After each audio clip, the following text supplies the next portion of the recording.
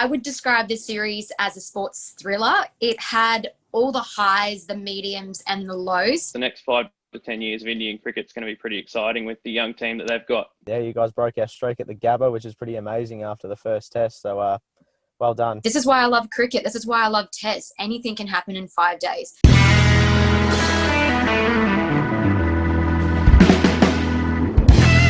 Hello guys, this is Savvy BG. Once again, you're watching your favorite, the Savvy BG show.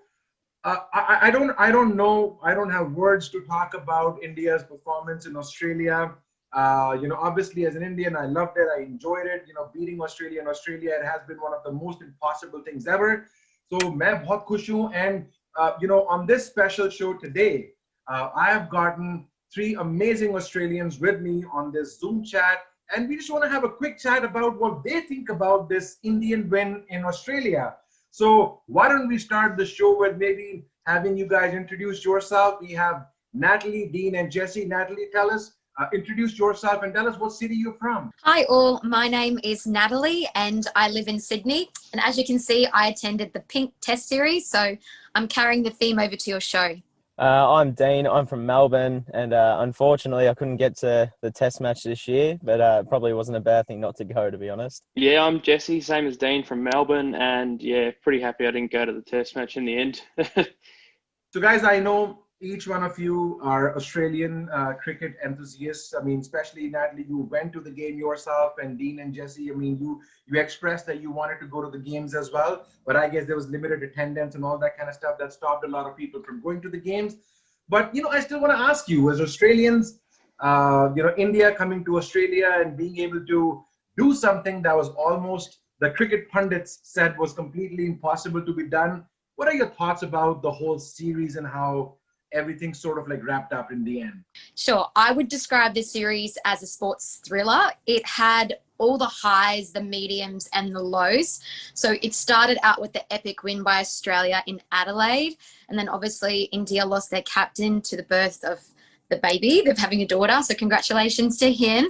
And then, it all sort of evened out in Melbourne again. But when it got to Sydney, it was rocked by weather, and there was sort of racism allegations and cheating allegations. And there was all this build up with, will we go to Brisbane because of COVID? And so I think what happened is, it ended up drawing in Sydney, but by the end of it, there was this awesome finish by India through their fearless batting and their adrenaline and their energy that they brought to coming to our country. So give credit where it's due that I think they ended up pulling off this historic win that they totally deserved.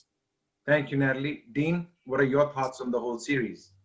From an Australian point of view, it's a bit disappointing, in all honesty. But as a cricket lover, it was a very enthralling series. You're always glued to what's going on because there was just action everywhere. As Natalie said, in Adelaide, I mean, India getting rolled for 36 in the second innings with the pink ball. There's been a lot of talk about their pink ball play, and I guess that may carry over now a bit more. But then the rest of the series just showed, I reckon globally, it's probably the second most intense and biggest rivalry around in cricket, second to the Ashes, that is. And it really showed. It was just quality cricket everywhere. And India showed, well, it's been the choice word, but showed good resilience, and all their young kids, you can just see the depth of their cricket. Yeah, I think it showed a lot of Australia's complacency in the third and fourth tests. It was just a fantastic series all in all, really. Can't really complain about the standard of the cricket and any of that. A lot to work on from Australia's point of view, and you can see that that India's got the young kids to become a real powerhouse, because if that's their third string team, then they could be anything. Awesome. Looks like Jesse is sort of still a little speechless and lost on words over there. I want to ask all of you guys, a one-word sort of answer question, which is, if you can describe this whole series into one word, or maybe 1 or 2 words, from India starting with a series where they got all out on 36, India's lowest ever score outside of India, and then after sort of like winning the next test match and not having a lot of these guys play, and Australia again with their A team and fighting really well. If there's one or two words in which you can explain this whole series, what would that one or two words be? Mine was thriller because I feel like it was a bit like a sports movie. It had this sort of sad finish by India in the start where I think Australia probably thought this is going to be easy for us. However, India totally turned it around in the last two games where Australia should have won it. This is why I love cricket. This is why I love tests. Anything can happen in 5 days and anything can happen across a series of game. It really shows, how players can endure themselves over a long period of days where there's fatigue. And yeah, it was just a fantastic series. I'd say it was a thriller. Thank you, Dean. You have a one word. You can say what the series was like in one word. What would that be? Oh, I'd call it a blockbuster, really. Second biggest series globally, second to the Ashes, and I think it's just gaining legs now. It's like there's debutantes coming out of everywhere now, and it's just an exciting little crystal ball into the future of cricket between these two nations. I'd probably call it a roller coaster, all in all. Yeah, from like Natalie said, all the highs in the first test for the Australian fans to the absolute lows in the second test for the Australian fans, and obviously vice versa for the Indian fans. And then you get to the third and fourth tests, and it was just like you get to the fifth day and no one knows what's going to happen, which is really, really good for cricket.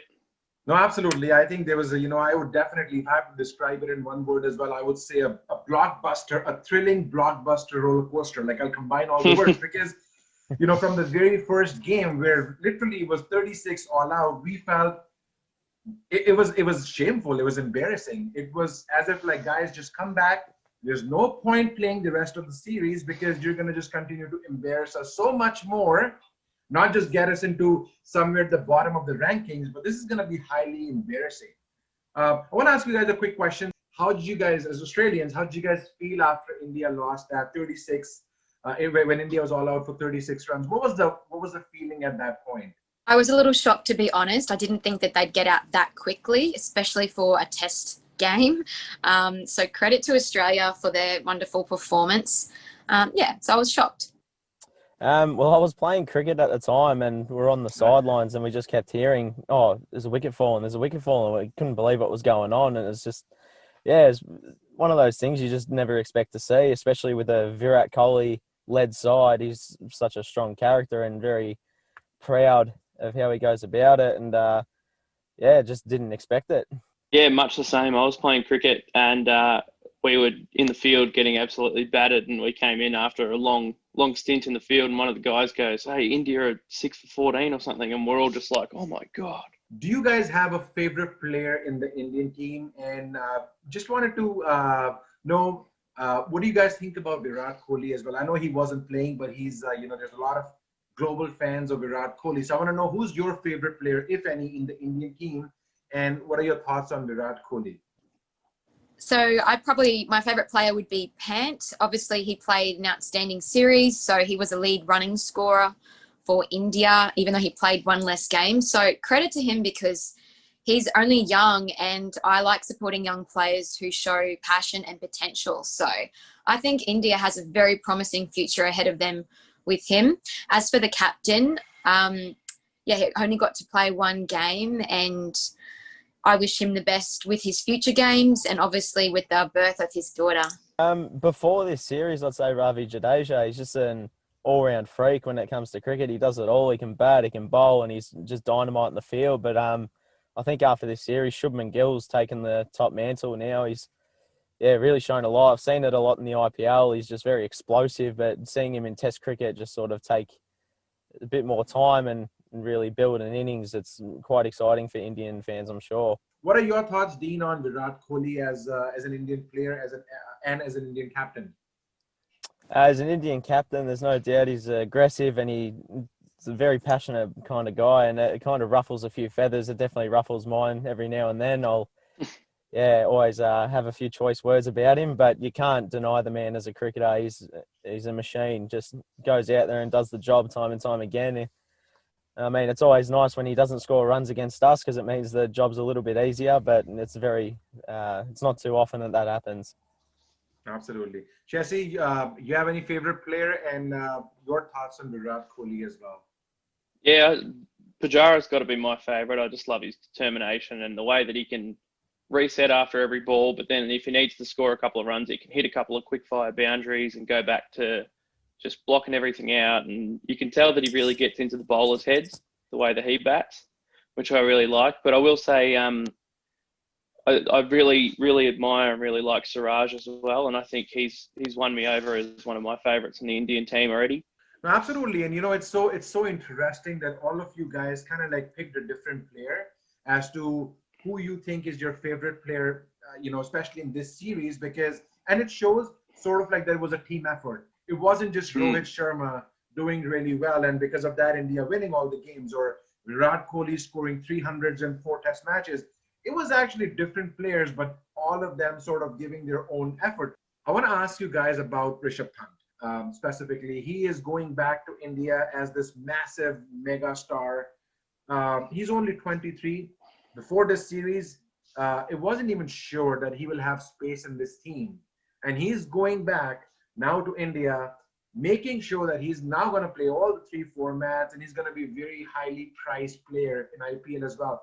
So I want to just ask you a little bit about what your thoughts on Rishabh Pant are. We'll start with you, Natalie. As I mentioned, I think he played a fantastic series, and he probably surprised a lot of people as well, where he stepped up to the mark. So full credit to him. Yeah, I think he's got a really good future if he just keeps playing his own game. Dean, you have any thoughts on Rishabh Pant? He's just X factor. He's an explosive kind of guy, and it comes natural to him. There's no question about that. And I don't think that's ever going to be the question over his head, his batting, because he's going to do what he does. But it's more his wicket keeping. I think that's the question mark on him, especially in spinning conditions back home. He might find it a bit tougher. But yeah, look, it's very hard to see him not playing in that Indian side in all 3 formats, and I think it'd be quite silly to leave him out, even if he just plays as a batsman and they can work a keeper in. Yeah, no, I think that's a very good word you used for him. That is the X factor. He's not somebody that we can always rely on, to be very honest, but at the same time, he's the X factor. If he works, then, you're winning the show in the end. Jesse, your thoughts on Rishabh Pant as a player, as a wicketkeeper? Yeah, he's almost an Indian answer to Adam Gilchrist, who's my favourite player ever.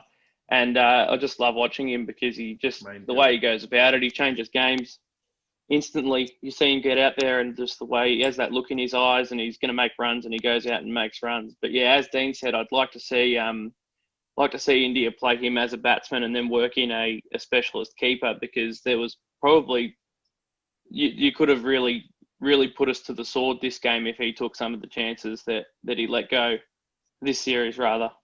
So guys, as an Indian, on behalf of all Indian cricket fans from India and everywhere else, I want to thank you. I want to thank all the Australians, Cricket Australia, to host such an amazing test series, one that will be remembered for a very long time to come. People are saying that there can be a whole book written about this this particular series.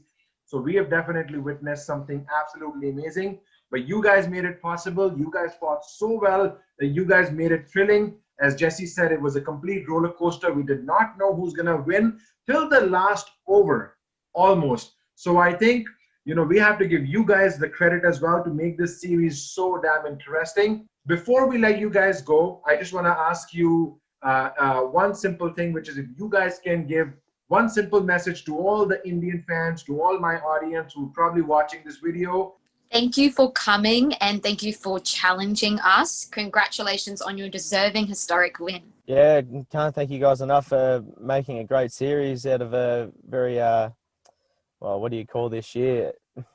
Kerfuffle of a year. It was just, we didn't know if it was going to go ahead, and then, just some thrilling cricket. It's good to see Test cricket alive and well, and we got a few 5-dayers in there, and you guys broke our streak at the Gabba, which is pretty amazing after the first test. So, well done.